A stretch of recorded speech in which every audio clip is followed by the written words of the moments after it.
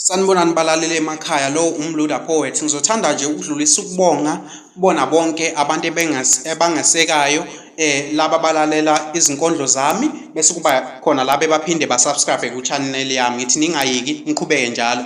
Nansi i-remix yenu, ngiyacela niyithokozele.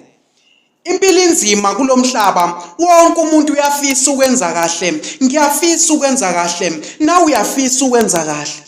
Kwala khona nje ukuthi akwenzeki, ngisho ngoba kade ngizama, kade uzama, sesidlala yona nje inhliziyo.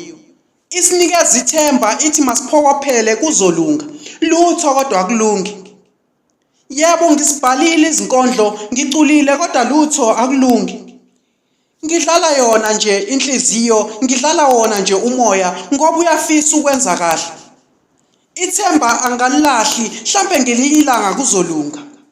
Konakele okomhlaba kungehlule, impilo ayikho lula. Xola moya wami, xola moya wami.